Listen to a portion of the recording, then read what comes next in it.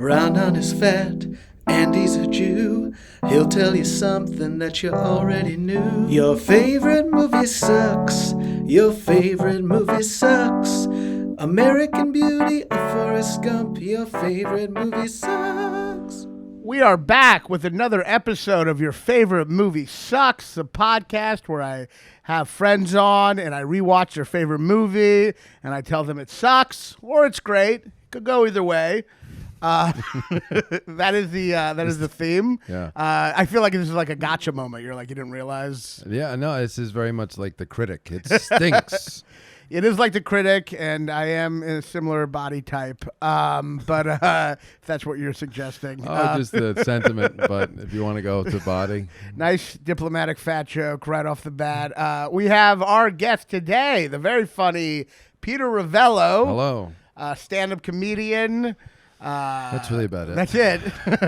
You're a stand-up comedian. Yeah. But you're from Staten Island, and you're not a moron, and that's like kind of like that's funny on its own, right? I mean, it's a real, right? real farce. Like you go on stage and he's talking complete sentences, and the audience is like, "This is hilarious." Yeah.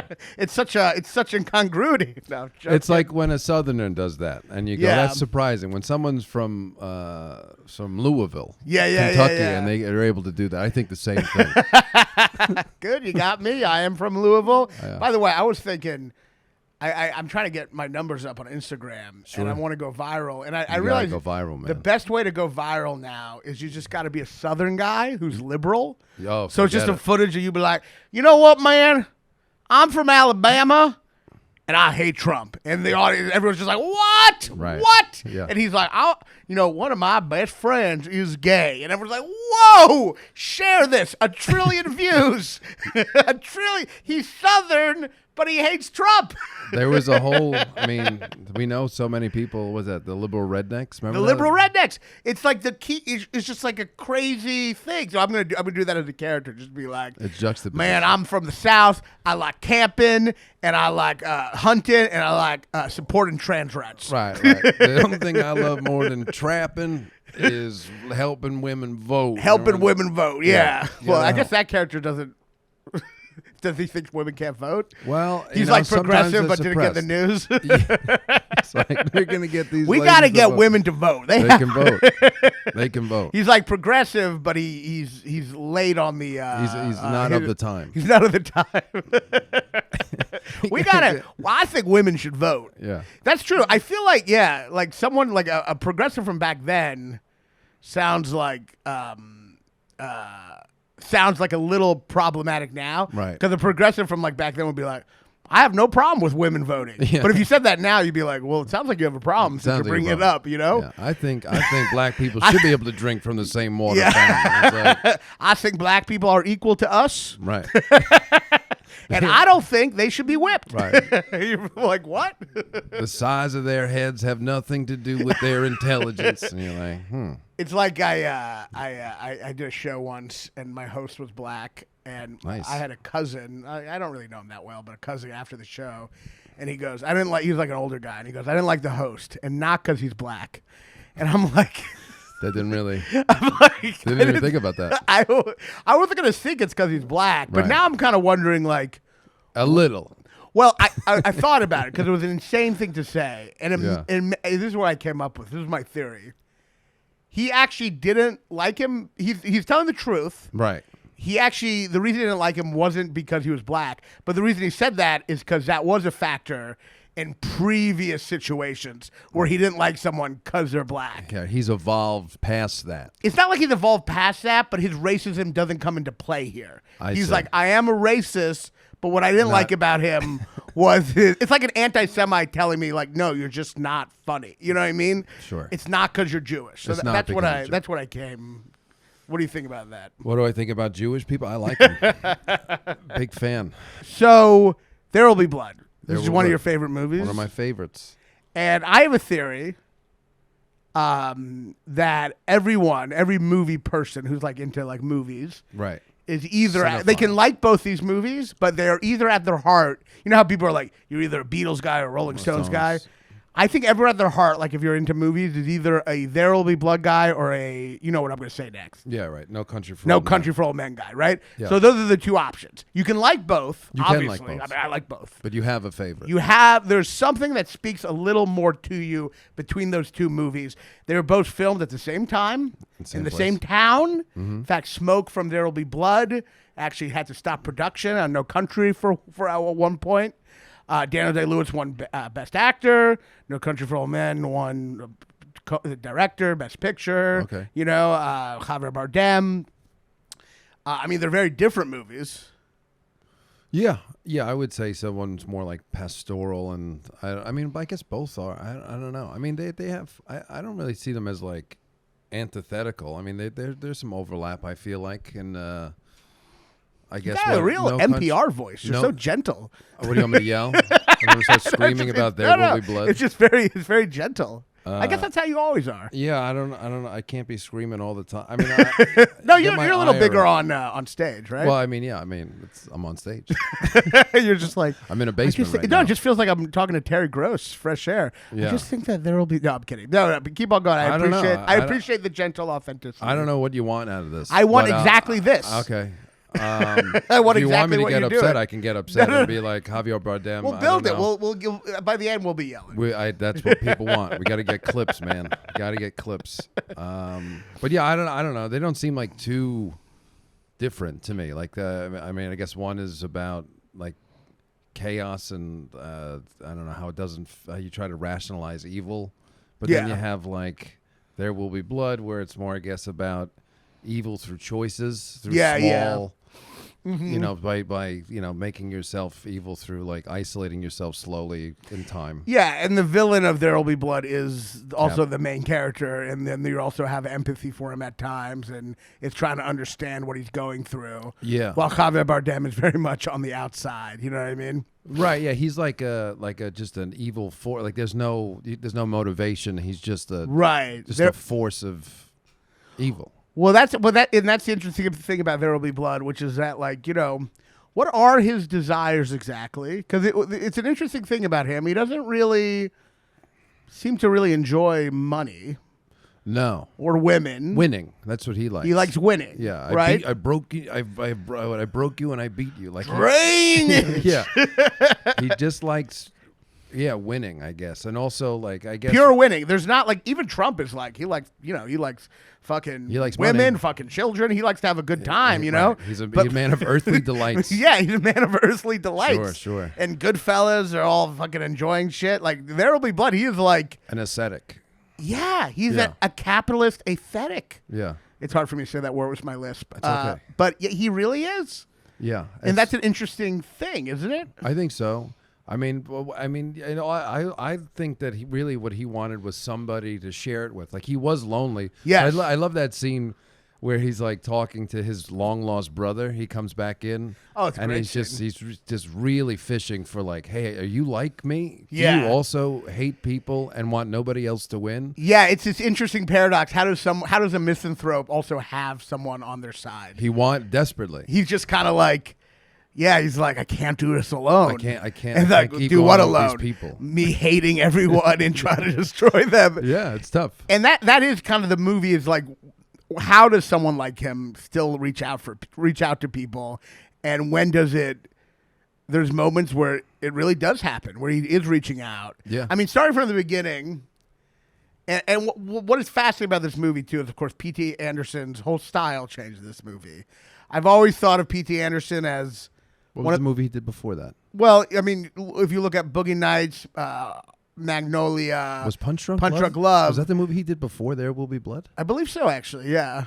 Oh yeah, but pretty different. But overall, I'd say, I mean, there are differences with Punch Drunk Love, but overall, I'd say his first half. You can look at it two different halves. His first half of his career, which ends at Punch Drunk Love. He definitely wears his influences on his sleeve. It's similar to Quentin Tarantino. Okay. Even though he has more of a psychological, personal thing getting brought out.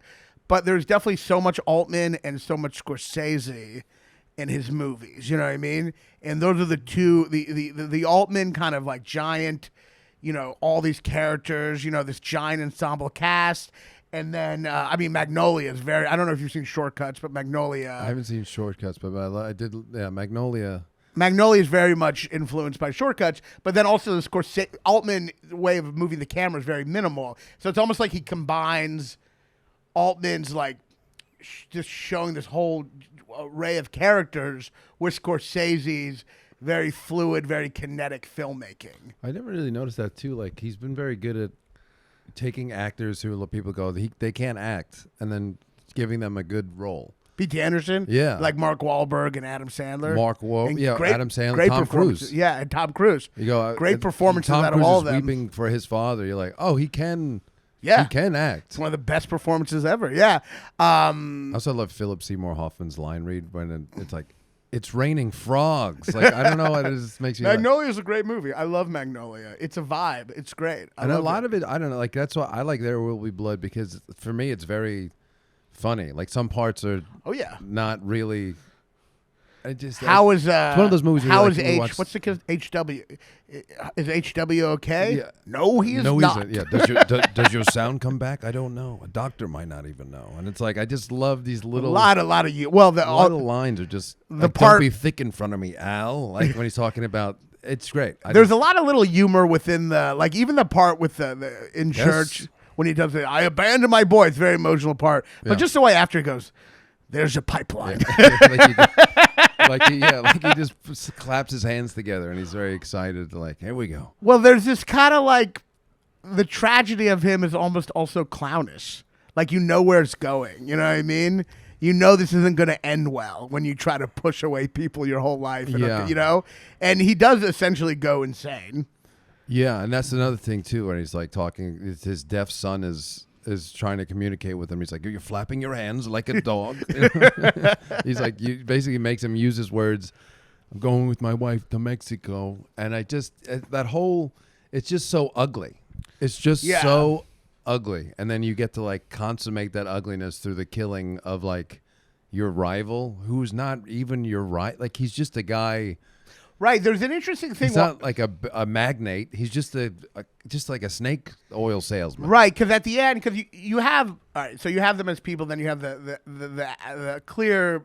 There's obviously this clear, I don't know if you call it allegory or something, but you definitely have this symbol of capitalism and the symbol of religion fighting for America's, fighting to persuade America, and capitalism ultimately wins in the end, right? Yeah. But at the end, when they're in the bowling alley, you can both look at it to these two. On one hand, it's like these two mythic forces, capitalism and religion, and capitalism kind of winning. Yeah, I never really thought of it that way. But you could also look at it as just two clownish people chasing each other around a bowling alley. Yeah, just two. There's like a emotional cripples just. Yeah, dancing. There's a grotesque patheticness about it, that you don't actually have in No Country. At no point does Javier Bardem seem clownish.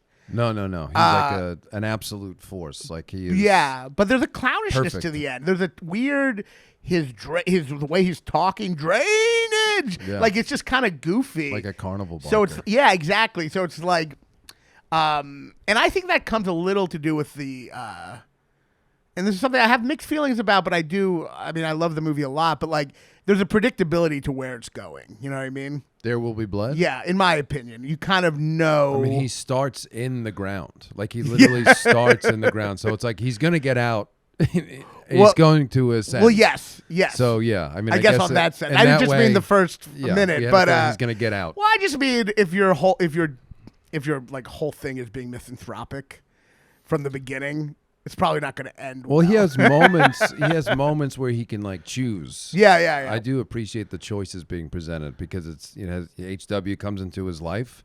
That's a choice. You can have a son, or you could have like somebody to use to like sell your business, or be able to like convince people that you're a good man. Which is definitely, to me, seems like his first motive is for that, and then the warmth and human connection comes after. Yeah, or like when he's drinking. Yeah, when he's drunk.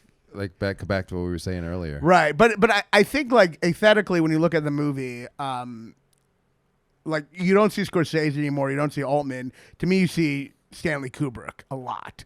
And I think you can't look at this movie without looking at The Shining, because I think there's an And almost, even though the movie's not a horror movie, it plays a little like a horror movie where he's almost the same way Jack Nicholson is hypnotized by the hotel. He's possessed by capitalism. He's hypnotized by the oil.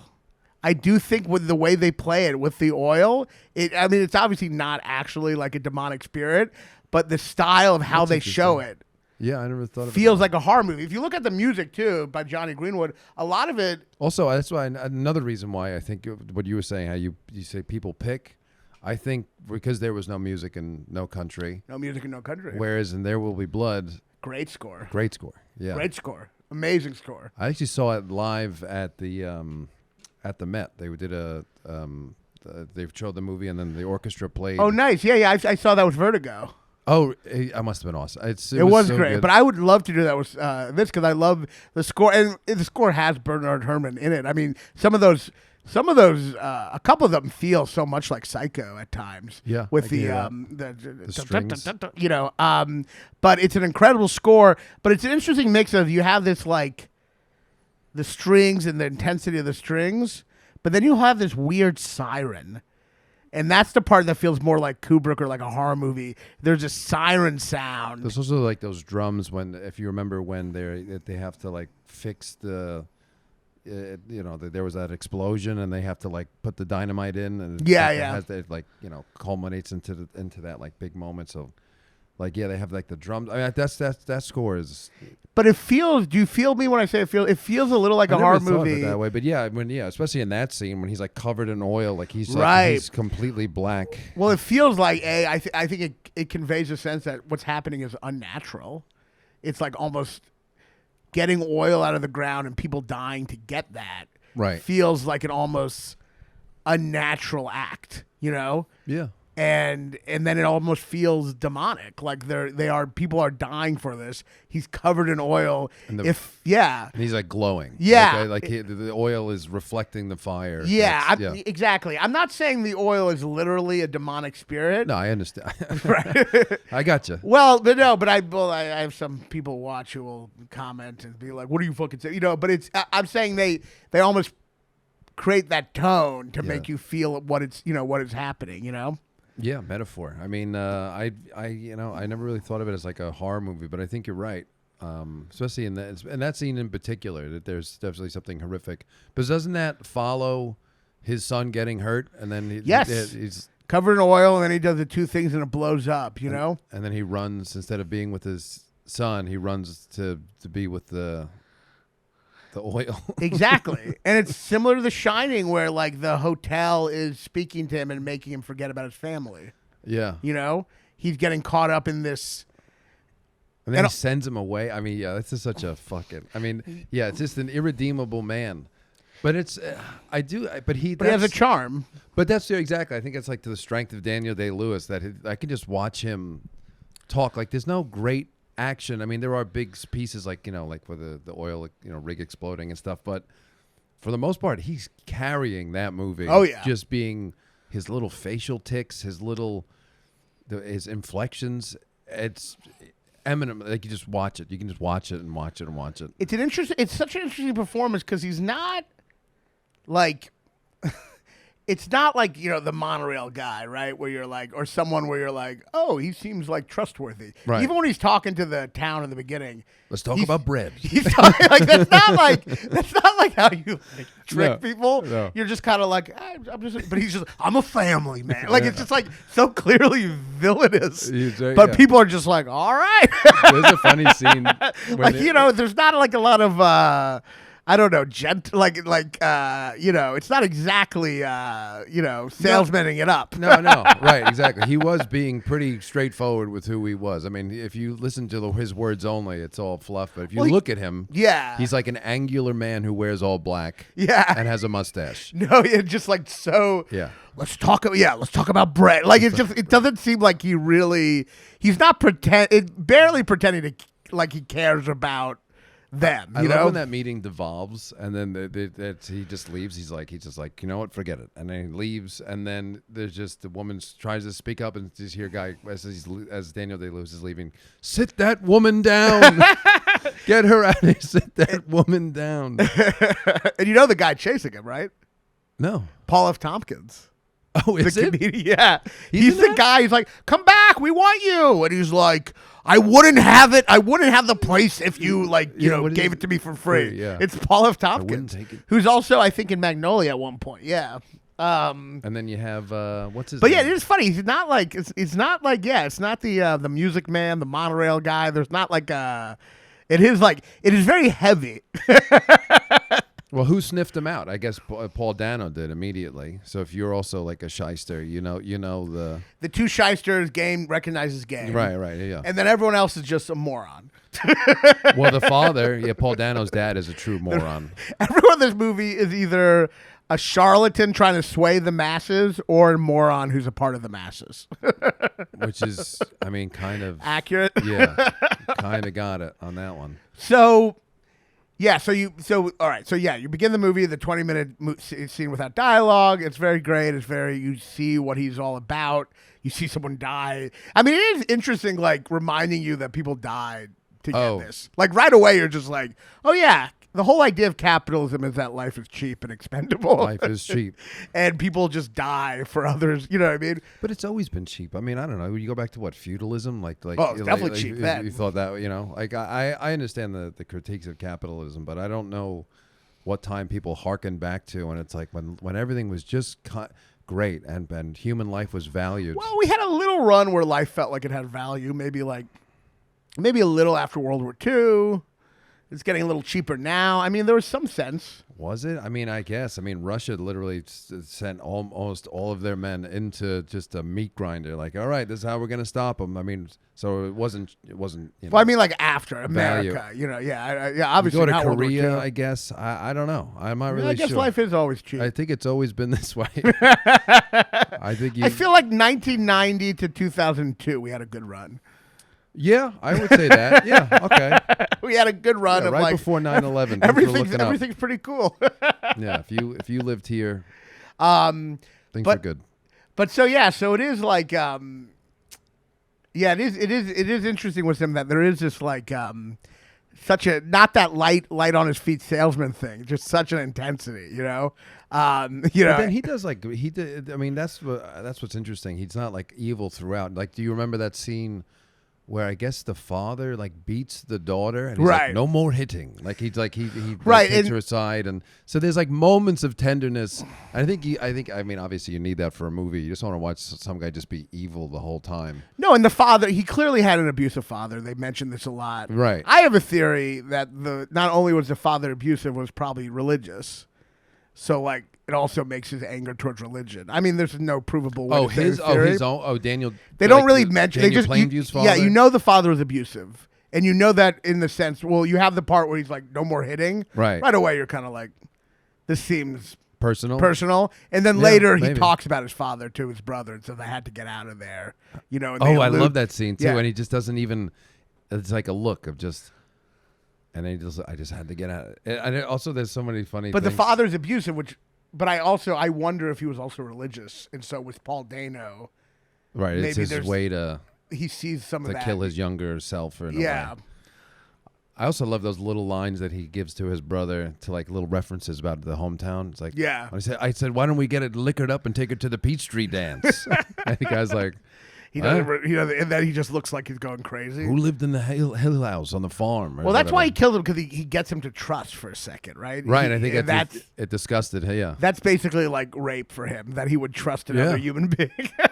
Wow, yeah, that's exactly what that was. It is hard to imagine Daniel Plainview going to the you? Peachtree dance.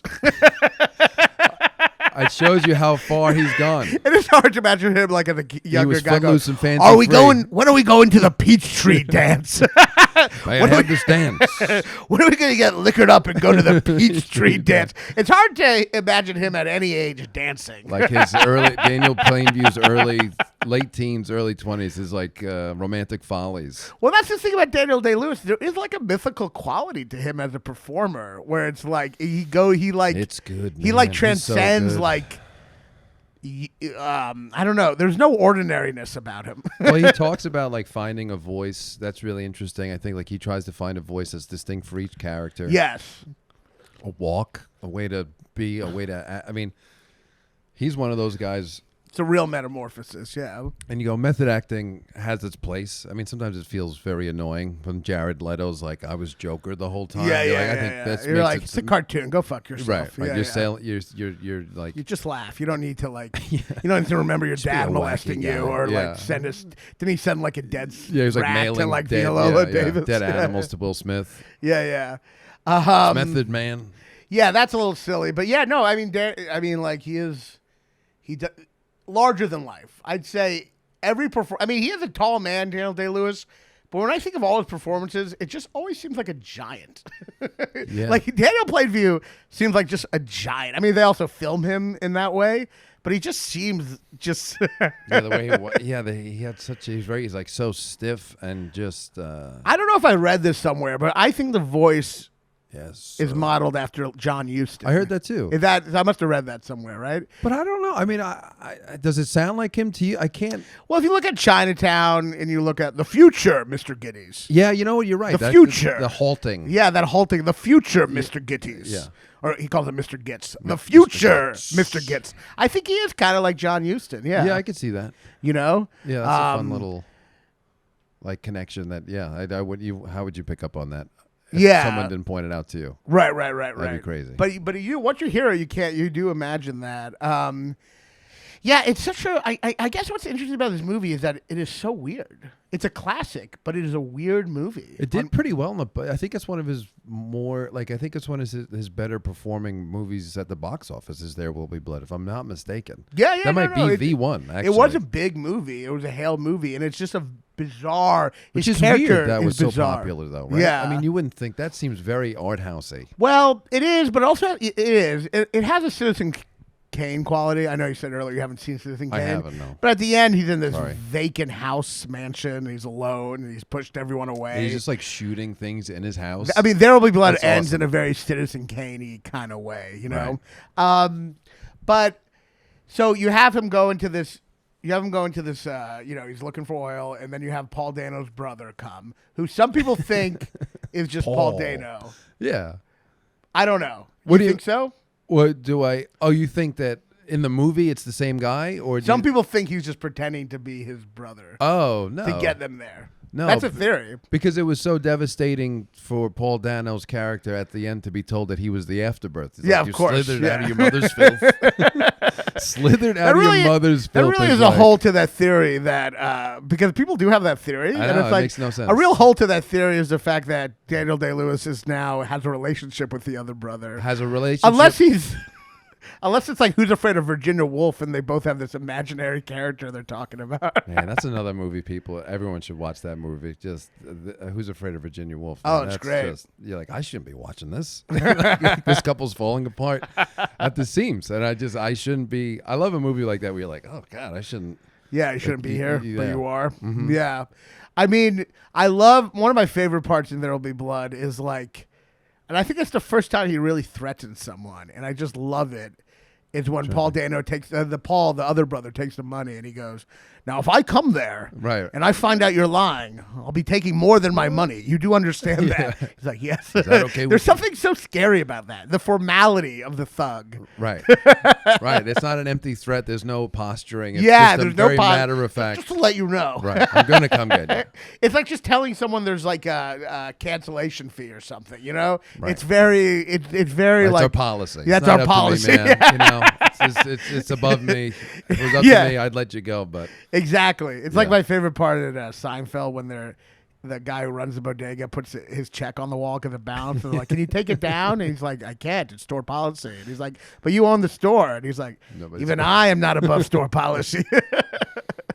But so it's always scary when you're talking about violence as just like a friendly reminder, right? Like it has nothing to do with you. Right. My heart rate is not up at all. I'm just presenting the facts. I think clearly. if I got like attacked by like thugs, I think I would try that. Just be like, "Look, you can attack me, but you will have your bones broken. Is that okay?"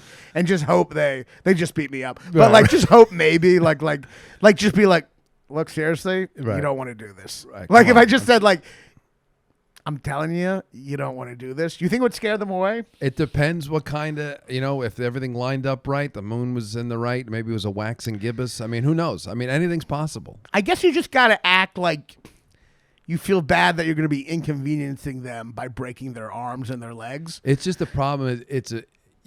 You have a lot to lose if that doesn't go. if you don't get that line read right, Well, you're going let's to be try in it. Try, pain. pretend you're mugging me. What's up, fucking bitch? Give me your money. You're going to want to walk away. No, I don't want your money. I can give you the money, but it's going to end up winding you up in a hospital. Okay, all right, man. I'm going to kill you. And I then guess the take out a problem is gun. that you look at my body and you're like, I don't see how this is going to happen. It could be dark, It could Yeah, be it's dark, dark. and then maybe you open your eyes real wide and you kind of get kind of crazy. There's a way to do it. You think so? I think so. I think you could pull it off. Yeah, We'll go I'd to the have to really Bronx. convince myself. Yeah, we'll have you walk around in the Bronx. I'll give you my money, but I'm gonna take more than that back. Do you understand that? Yeah, I got it. But I'm gonna have the money now. I feel like you could do it.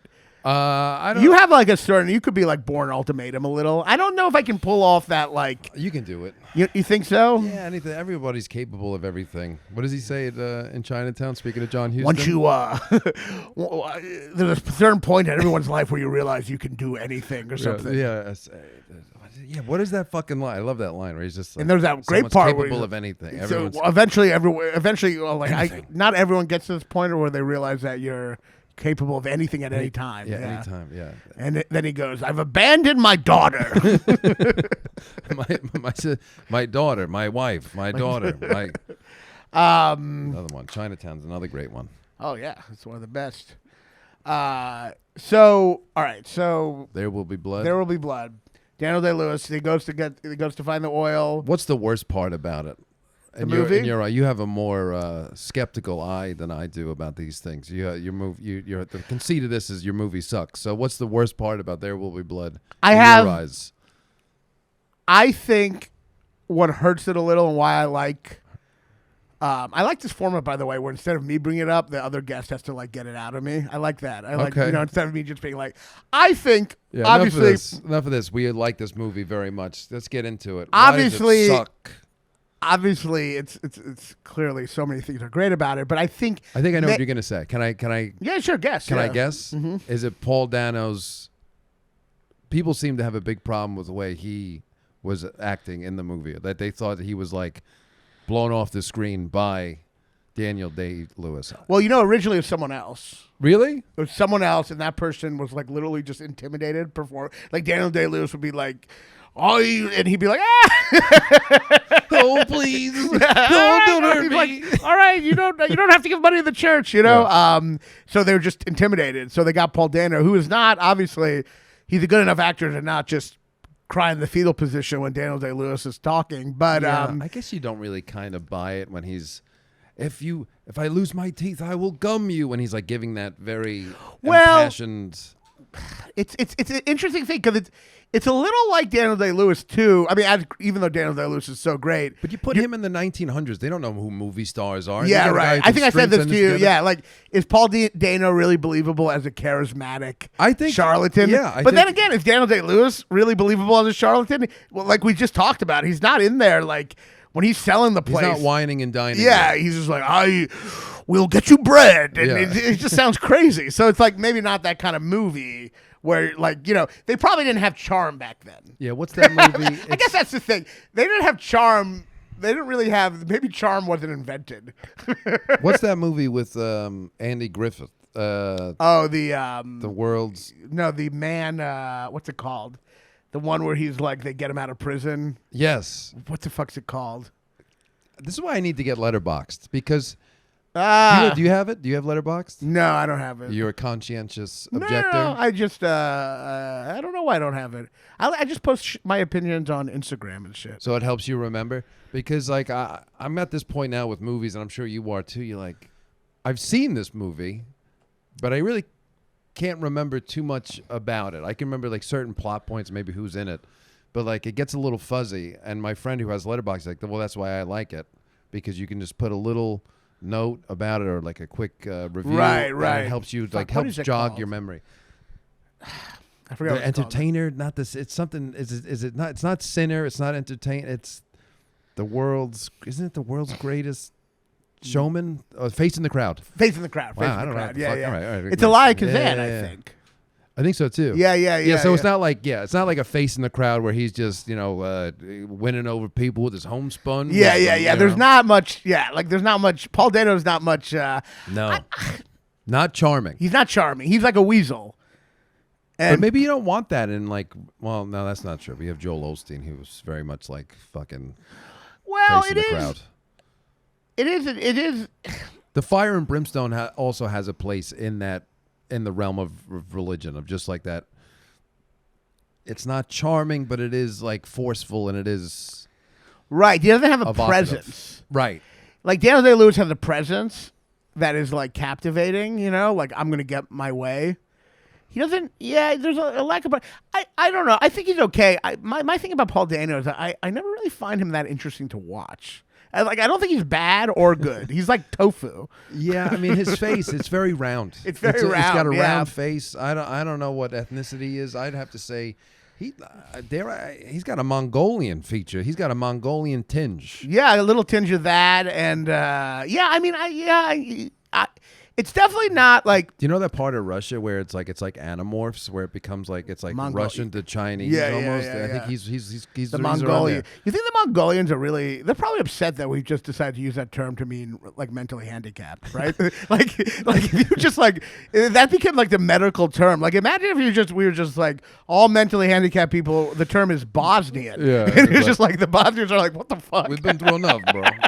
Like we what just you doing? literally took a region and what they're called and use that as at the time the medical term for Yeah. mentally handicapped people. I don't, listen, it's not for no reason. Well, they got the eyes. Well, are a hey, little- you say, you draw your own conclusions there, Chief. right. But either way, you can still like they're not from Mongolia, just if you have Down syndrome. But Right. maybe they thought they were. There's a song by D. Did everyone who had Downs back then? They were like, well, he clearly had a Mongolian father. Let's just say he's from the Far East. All right, he likes dim sum. We're worried about our boy. If I was a Mongolian, I'd be very upset by this whole thing. Oh, I mean, we don't use it anymore, which is good. I do feel like that was going to be my point. I think it's like antiquated. I don't think people, if you ask a young person what a Mongoloid is, they would just go. Well, that's "I don't why. know." But that's why, like, when people get mad about the R word, I'm like, hey, it's way better than what we used to call them. We used to call them just a region of people. Like the R word isn't really like. At least it's not calling an entire region mentally handicapped. And I was, in Italy. If the train's going to be late, it's going to be retardo. I mean, it's not. Yeah, like yeah, it yeah, has yeah, a yeah. Latin root. I mean, It has a Latin root. Yeah. Is that when it's like the special kids are on the train? Is that what that means? the short train. So you're like, oh, retardo. I guess that's the word. And then it just comes. It's Yeah. all like the short bus kids It's coming from school. the little train. But anyway, I don't know where we were going on that. Well, but what you were gonna say. I tried to anticipate your critique of There Will Be Blood, but I was wrong. So what is yours? no, I mean, I do think like Paul Dano isn't the most. Yeah, there is a lack of charisma there that makes him not really a threat. You don't think he was like an appropriate foil to somebody like Daniel Day? I could see that. I don't. He just seemed like such a wimp the whole time. But he did it in a different way. Like if you were to put two guys who were both like forceful and like masculine, there is like a feminine energy in Paul Dano. Yeah, As and a he way does to get him to like.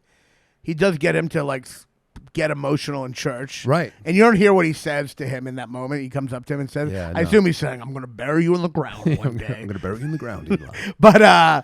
But it's, yeah, I mean, he's a wimp, Paul Dano. And so, But maybe that's like an effective counterpart, like in terms of, like in regards to any sort of story. You don't want to have two people who are identical fighting. right. My issue with the movie ultimately, as much as I like a lot of the movie, I do think there is a predictability to it that you don't have in No Country for Old Men.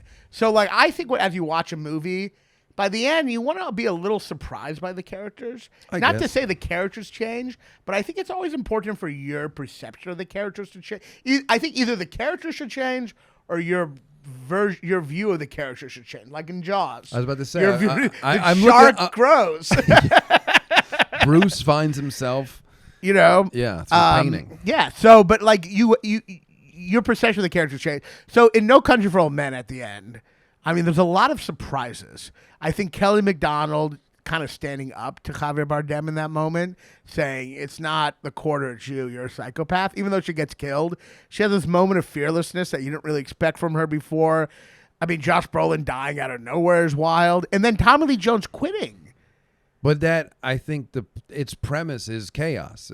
Right. It delivers on its premise. So is it that surprising? But I guess it would be more surprising if he does get caught at the end. Like that wouldn't fit with the premise of the film, which is like sometimes, there is no meaning. No, of course. But I think even Tommy Lee Jones' decision to quit at the end, even though he definitely seems like tired. We're so used to the trope of the cop just sticking it in at the end. Right, exactly. The cop, we're used to the 7 Morgan Freeman, I'll keep on fighting. Him quitting is like a shock, and you're looking at and you're like, wow, you just feel different. I'd say, but isn't that? I'd say There Will Be Blood leads to an ending that you kind of see coming. My issue with There Will Be Blood is the ending. I don't know if they knew how to end it, and it feels like him murdering Paul Dano, especially since he already murdered someone. Right. Shoots him in the face. It's not the most eventful ending. Now, you could say it's... What does he say? What does the brother say right before he kills him? He says something I'm your like, friend. Yeah, I'm your friend. Yeah. I mean, yeah. I don't know if the ending really... I find myself... Do you feel this way at all with the movie? Because there's so much I love in the movie. I find myself not caring about the ending. It's a little discordant with the rest of the movie. Like it becomes campy. It's very... Yeah, it gets a little overblown, I guess. It feels like the ending, they don't really know where to go, so they kind of like do weird campy improv to like find the ending. So he's just like, drainage! Oh, you take your milkshake. And I'm like, it just feels weird, and like, he's gonna kill Paul Dano. I don't know. Yeah. I don't know. I think the first time watching, I wasn't entirely convinced. I mean, he wanted to humiliate him. That was for sure. But the murder of, I don't know what that does. What does that do for his character to show that that capitalism wins? That it works. He's the winner. That metaphorically it works with just like him winning, right? That he comes. I guess that he finally admits. Paul Dano finally admits that he is a charlatan, that he only is to... So he doesn't really, but then he goes back on it right after. He says it, and then he goes back to, like, being like I'm a God. false prophet. Yeah, yeah. And then he makes him say the... But I guess it's something in their relationship at that point where Daniel Day-Lewis has already beat him into the ground. He's already... By the way, that part's hilarious, by the way. When Daniel Day-Lewis is on top of him, it's literally like when you're wrestling with your brother. He's just like slapping him in the face. It's just like so funny to have Daniel Day-Lewis on you, just being like...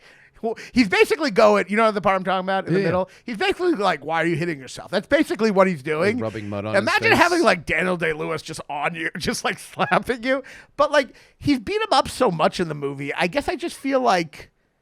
And maybe because Paul Dano isn't that much of a threat in a way. Right. I guess I feel like it doesn't Would it be more affect me. satisfying if he was a physical counterpart? Because, right, you're right. He's already shown that he is physically dominant over him. So then why have him consummate that through his death? I don't know. I mean... It just doesn't hit me. Yeah, maybe you're right. I don't know. Yeah, I'd have to... I mean, you could...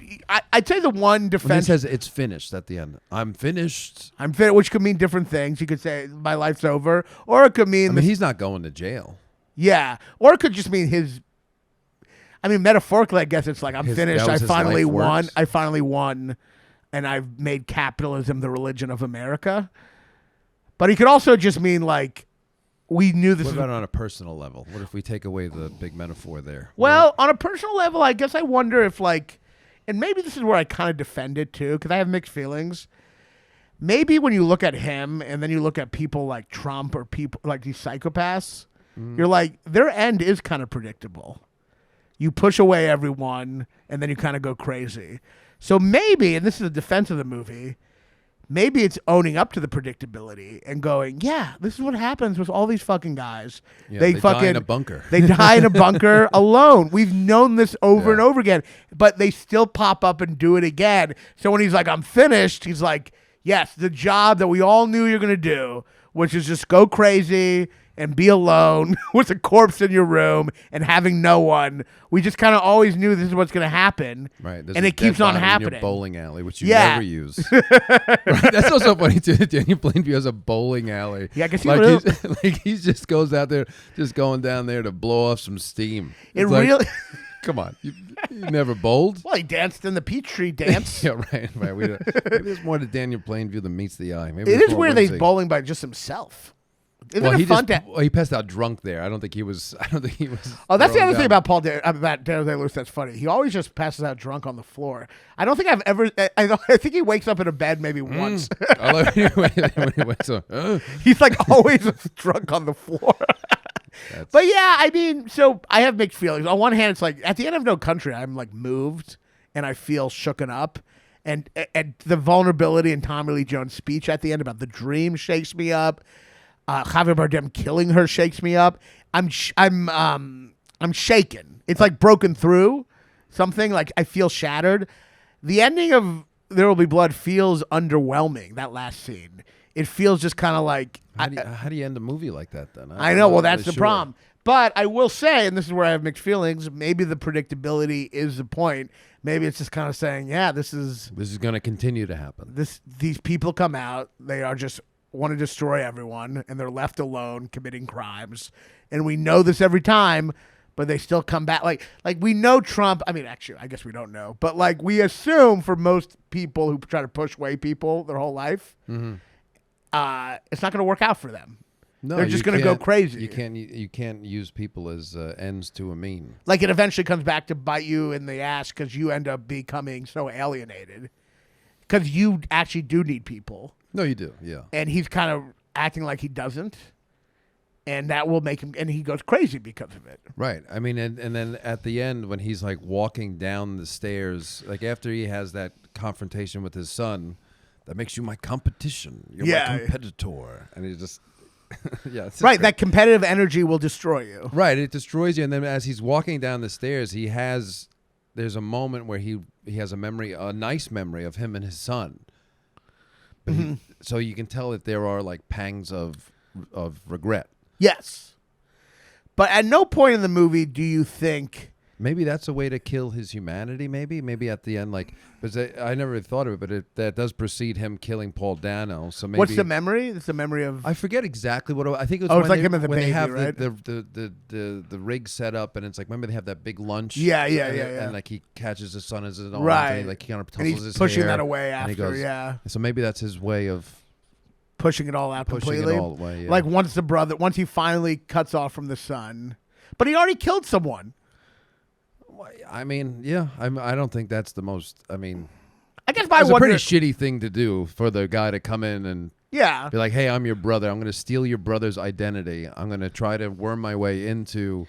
But do you think like... And when they take him to the whorehouse, it's hilarious too. Yeah. And he's like drunkenly coming to Daniel. Yeah. Get a little bit of money, Daniel. Daniel, a little bit of money. But it also like... And he's just there seething. Like he just like, I know. Why is Daniel Day-Lewis even there? He's not fucking anyone. He should just like go home and be like, meet me at home. Well, he wanted to be with his brother. He wanted to see. He was like, you know. and Maybe then- too. He's like, nah, he's not one of me. We don't care about pussy. No, right, exactly. Not A once. real plain view doesn't care about pussy. No, not once did he ever flirt. There was never a moment of. There was never a dalliance. Women are just like weak, like figures for him, just It's distractions. not interested. Yeah, I mean that's so funny too. To think about that. Yeah, he's he like saw impotent. a woman blowing his brother. He's like, it's not a plain view. He's lying. I forgot about that. Yeah, But what about the Peachtree dance? That's Was he kind not of trying to get interesting. laid at the Peachtree dance? maybe he's like. Maybe it's something to do with erectile dysfunction because there is not even a hint of romance. Like there's not Right. even a stolen glance. Like there's nothing there. And Hitler was like weirdly. He's not a very sexual guy. I mean, he was dating that girl, Eva Braun. I said that like he's a friend. Engaged. Yeah, I know they're seeing each other. They were engaged, you know. But he wasn't a real pussy hound, I don't think. You know, I think there's mostly. I don't even think they were. He's been accused of a lot of stuff. Yeah. but I think Pussy Hound would not. Yeah, be yeah, one he of them. wasn't a womanizer, you know. So like maybe like it seems like the power, that shit is what like you're focused on. But it's interesting too. One of the reasons he feels like a mythical character in this, Which one? Daniel Day-Lewis, Day-Lewis, is because he doesn't like pussy. I think it's also like Javier Bardem. The minute you take away sexual thing for a Urge or person, need, yeah. they just seem weirdly godlike. They do. Yeah, they've transcended it. They either seem like a monster or like a saint. You know what I mean? But like it's like, yeah, Javier Bardem at no point is like, I want to fuck that girl over there. What is your sign? Just Javier. Flip a quarter. If you get heads, we'll fuck. How much? If we'll get heads, I kill you. Tails, we'll have sex. I'll eat your pussy. Yeah. But like, so yeah, that is definitely a way to make someone feel more than human. But yeah, but there's something there. I do wonder if there's, because that's another thing. What do you think? Like that he's pushing the memory away? Well, I just in general that there is no, he doesn't function as a man in that way.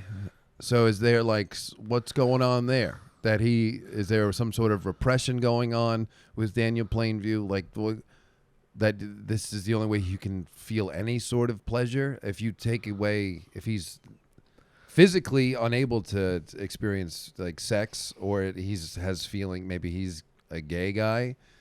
But it's interesting, but they never even like bring up any of it. There's never even like, they're never like. Isn't he with somebody in the beginning? Isn't there like it's just him at the it's just like, him, right? He takes the baby. No, well, before his friend dies. Who was his friend? His friend is a guy, and he takes that guy's baby. Yeah. At no point. I don't know. I don't think there's any point in the movie where he talks to a woman who's not a child. No, right? Does he even talk to a woman? I don't think so. I mean, it's what also makes him feel larger than life. It's like sex brings you into like a. But is there I don't know. Is there like homosexual subtext there? I don't know. Like he wants to fuck Paul Dano? Who would want to fuck Paul Dano? No, not Paul Dano. No. He's like, it's like that can't be it's it. like barely a face. His face looks blurred out. Yeah, he's more like an idea. Like, Yeah. He's like the idea of a person. Like Yeah. it's like drawn from memory. I don't know. I mean, it is what makes. I don't mean to like, because I hate when people do that, but I never really thought of it that way. It was like, No, yeah, it's a there's bit. never been. It is a big part of the movie, which is that like he's not interested in earthly pleasures. I mean, it goes except drinking. Yeah, drinking. He loves to drink. But outside of drinking, but he doesn't seem to enjoy drinking. Yeah. But outside of like, there is a monk-like level to his capitalism, and I think that also goes into like hypnotized by the oil and like so focused on that. That's all he cares about. So like for him, there is no sex. There's just oil. Well, I guess you could look at the oil coming out of the ground. I mean, if you want to be ejaculate. all Freudian, yeah. So that's his like, it's because it is spraying out of the ground. That's his coming. That's his coming. That he comes when the oil comes out, that's a lot of cum. So no wonder he doesn't have time for the ladies. Not Hershberg. There will be blood. That's a lot of cum. 2 thumbs up. We love it. Yeah, I guess that's his sexual shit. That's kind of interesting. I never really thought of it that way. Because then it is just pouring out of the ground. It is. You know? Yeah, it's hard to unsee and it gets on now. him. He's covered in jizz. He gets bukkake. He's covered in black jizz. Yeah, he loves it, and he doesn't wipe it away. I mean, but Paul Dano also doesn't have sexual feelings. Sexual feelings don't exist in this movie. Except for in children, like when the HW and the girl. Yeah, they get together. They get together. There's romance there. Yes. There's like physical, like there. It's not love. It's like they go to the whorehouse. Yeah. They go to the. There's no. There's no deep feeling. It's just disgusting urges. Well, that's why it's just like a weird movie. It's just there is something like very bizarre about it. Like Daniel Day-Lewis isn't like. He isn't Trump. You know what I mean? No, he is not. There is this like weird, like he's not your typical like psychopath capitalist, you know? No, yeah. The only field he wants to dominate is like he wants to dominate human beings. Like he thinks that they're less than he is, but also like he just wants to make as much money. But then it's not even about money. It's not about money, yeah. Because at the end, where he's like, he could have made more money making the pipeline through union. I forget what exactly. It's the proving. details. Well, what does he say? It's worth a conversation with the brother, right? I have a competition in me. I don't want anyone else to succeed. So it's more about other people not succeeding. That's a great scene too when they're in the. I bet you feel like a fool when he's like with his son. Oh, the son comes back. and he's just getting hammered, and he's. But that's also the part where that's the clownish, the fact that he is a bit of a fool. The part where the oil man he rejected come, Right. they're like back, and he's like, "I bet you feel like a fool." That part, Yeah. They don't give a fuck. Like he's like thinking he won, Right, but he didn't win shit. Like, he's the only one playing the game. Yeah, he's the only one playing the game. They're like, "What the Yeah. fuck is wrong with you?" But for him, it's a victory. But so there's the victory is, and maybe this is what the ending is ultimately saying. Because maybe this is, it's funny. Doing the podcast when we started, I thought of this as a critique, but I'm beginning to see it maybe more as a deliberate thing, which is that maybe that's what the movie's ultimately about. He has these victories in his head, but they end up seeming really pathetic to us. So, and maybe that justifies the underwhelming nature of the ending. Right. For him, it's a big victory what's happening right then. Right. But all he's doing is just murdering clubbing a guy to death in his bowling alley. Yeah, a so twink. He's killing a twink in his he's killing alley. a twink in his bowling alley. And for him, it's the war of the century. Right. For Right. him, it's this cosmic battle. It's the battle of Austerlitz. But it's just like fucking, it's just killing a twink that he's beat up a bunch. And so when you look at it that way, the underwhelming nature is also is the killing point. him with a phallic object. The bowling pin. Yeah, I guess you're saying the sides are like the balls. Yeah. I mean, well, there's something there. I think there's something there. Because like with killing I him guess with it's like a bowling big dildo. pin, Yeah, like he's unable to perform in a maybe he can't get an erection or he's not able to perform as a man in that way, but he can. Yeah, grab you know what? You're something. right. He took this phallic object And he beat a man. made it.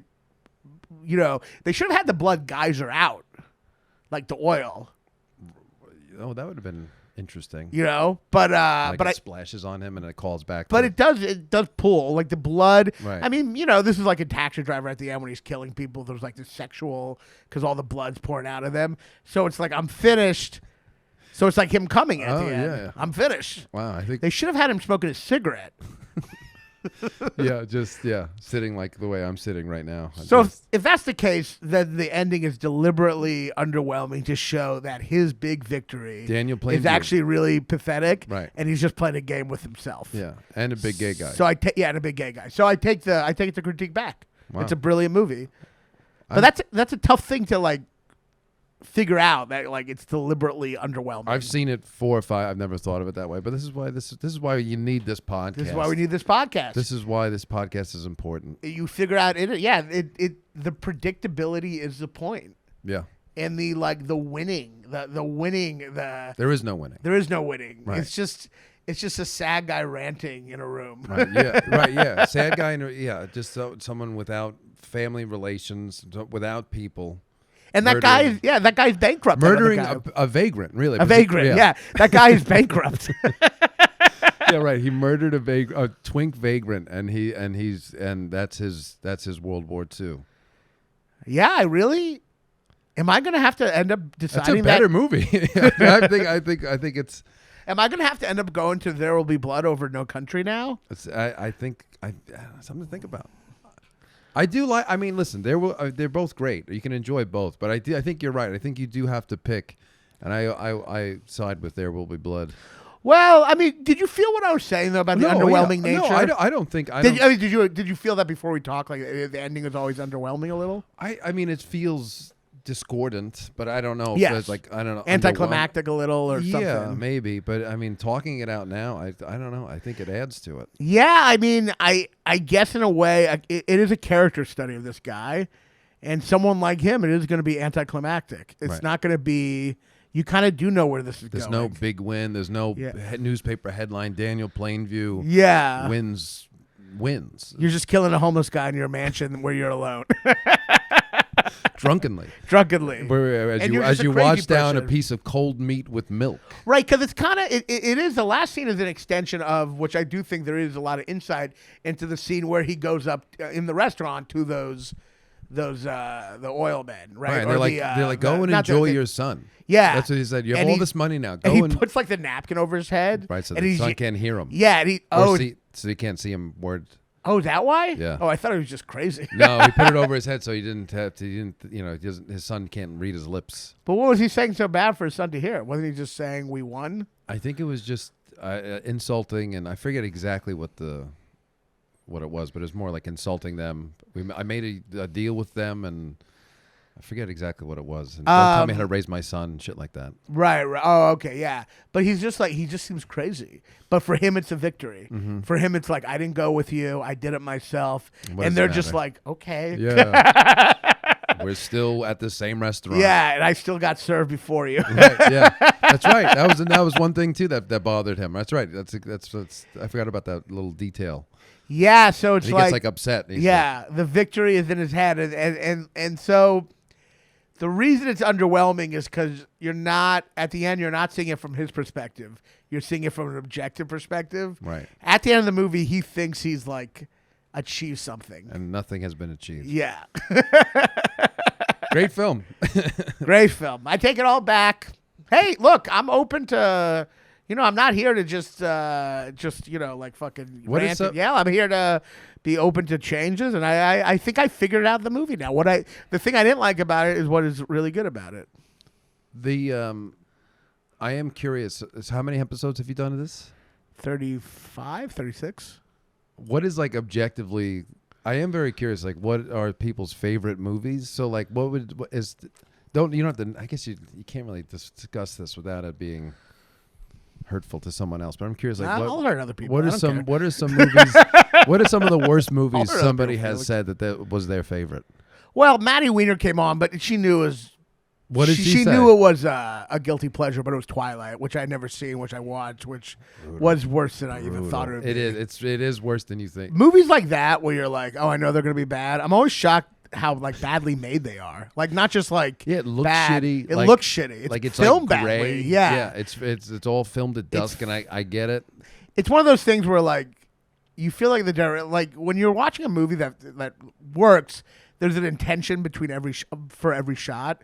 That was one of the movies like I don't feel like there's an intention between every shot. It's just kind of chaos.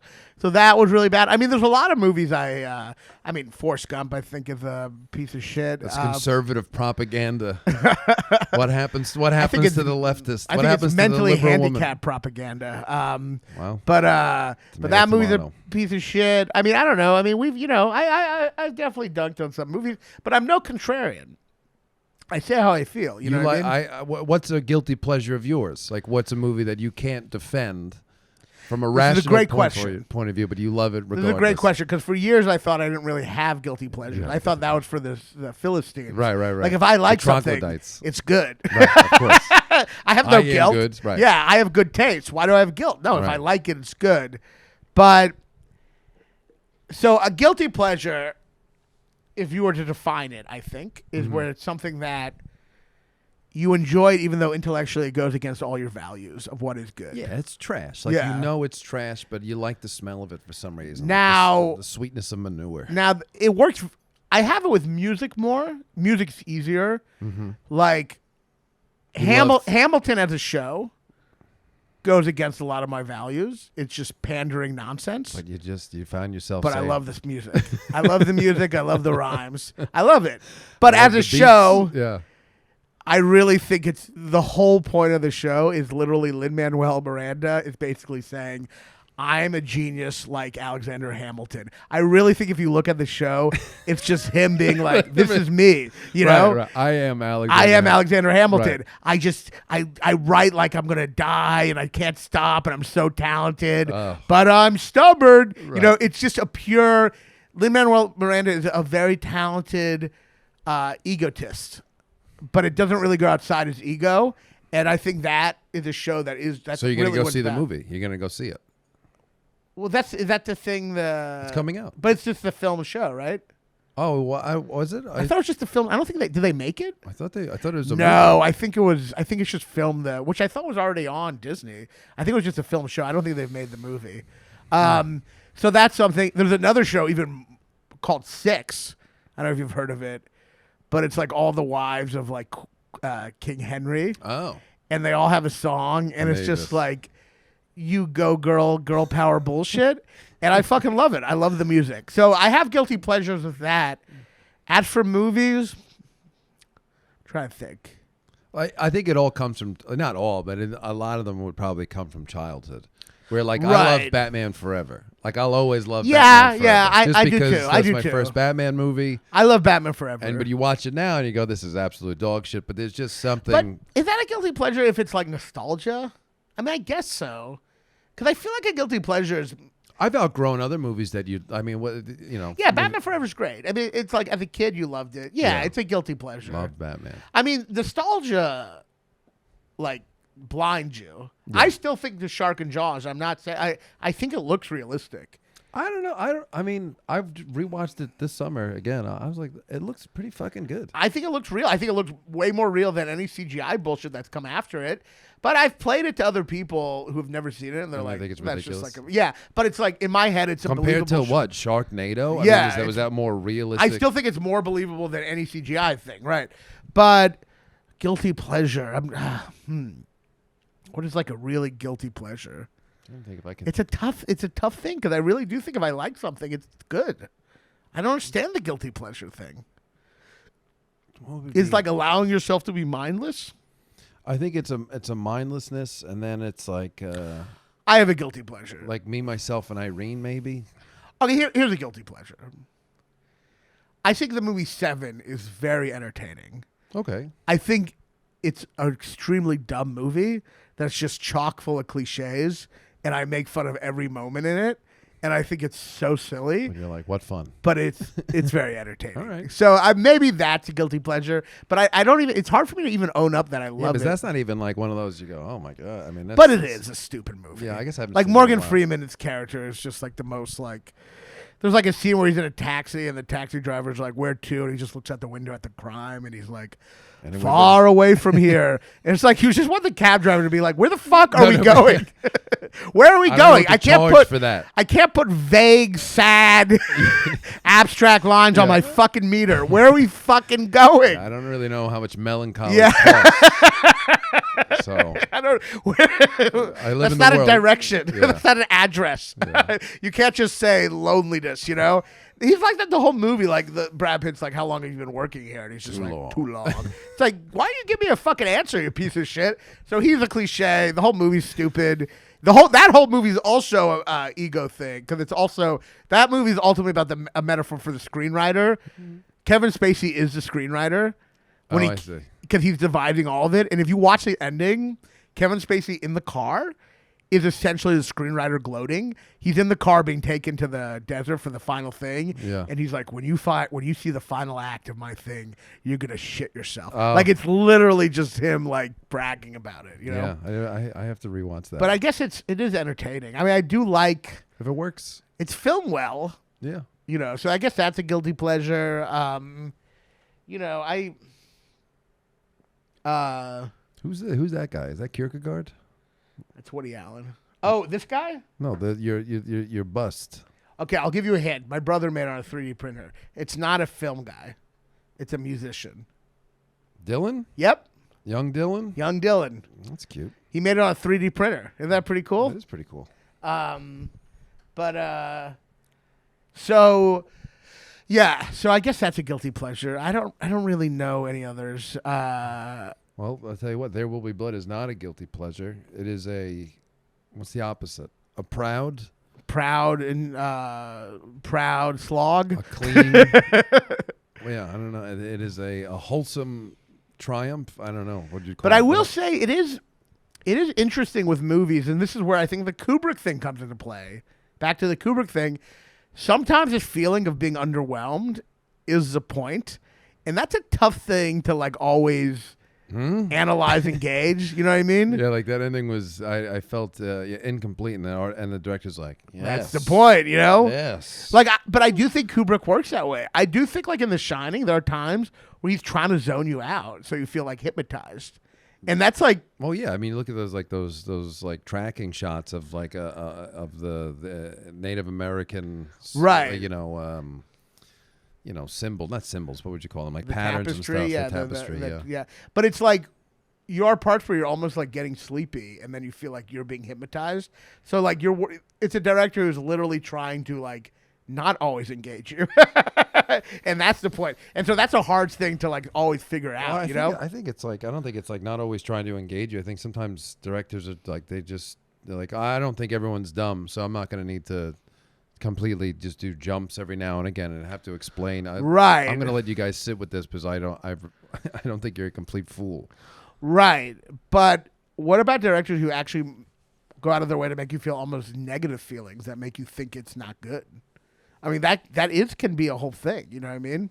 Yeah, I can't think of a movie that would fall under that description right now. But I mean, there are horror movies I've seen where afterwards I'm like, horror? I'm like, I don't like it. And then I realize I'm just disturbed. And I'm like, I'm so disturbed. I'm literally being like, I don't like it when really, it really did affect me, you know? Yeah. And there are also movies that are better on the second or third viewing. Like, there are some movies that you can't recognize how good it is on the first viewing. Yeah, it's like too dense. I think Eddington was like that. The first time I saw Eddington, did you see it? I haven't seen it now. I thought it was like, shit, fuck. I thought, we should wrap up, by the way. Sorry. Yeah, it's all right. Sorry. It's all good. I always let it, sorry. But I thought it was like bad. And then by the third time, I was like, this is brilliant. But anyway, I feel like we came to a good place. I think so too. I think it was a good episode. I'm happy with it. I changed. I feel, I don't know. It was nice discussing the movie with you. There was some things there that I never really catch even. I mean, I must have seen that movie 6-7 times, but there's the oil that's being as a proxy for ejaculation. Didn't see that. We didn't see that. We found it out here. And the ending, I think that was this a good podcast? I feel like it should be more popular. I feel like it's, movie All right, let's not do that. It's great. It's a great pod, and we're getting it'll grow. Up there. It's going to grow. We're growing. Yeah. But I feel like you're a cinephile, and you if you love movies, you love talking about movies. This is the podcast. This is the one to do it on. This is a good one for that. Yeah, I think so. Where can they see you? You got plugs? No. All right. I mean, Instagram. You can go on YouTube. Whatever. I don't know. I have some followers. You could say your Instagram handle. Sure. I'm not just playing this to my parents. I like that you felt like that was an insult to you. You're like, how's this gonna help? It was more about me. At Peter _Revello for stand-up comedy clips and other things. Maybe some crowd work. You know what I mean? Oh boy, I regret. Hey, what the fuck? What are you doing, idiot? Nice shirt. It's good stuff. Gay? Yeah. No, check him out. He's a great comic. Very funny, very thoughtful comic. Thank you. Great shit. I'm glad to have you. Thanks glad for to have having you me, on the show. Let's do it again. We'll do it again. Yeah, and thanks for watching. And also check out our Patreon. Check out his Patreon. We got a lot of good shit on there. Check out the Patreon at patreon.com. Your favorite movie sucks. Get it. It's cheap. It's like, I don't know, $5 a month. You get a different shit each week. I was a little lazy for a little bit. I missed a couple weeks, but I'm back. He's back. I'm back, baby. In a big way. A big way. And we're putting a lot more stuff on there. So check that out. Thanks for watching. Cut. Raanan is fat and he's a Jew. He'll tell you something that you already knew. Your favorite movie sucks. Your favorite movie sucks. American Beauty or Forrest Gump. Your favorite movie sucks.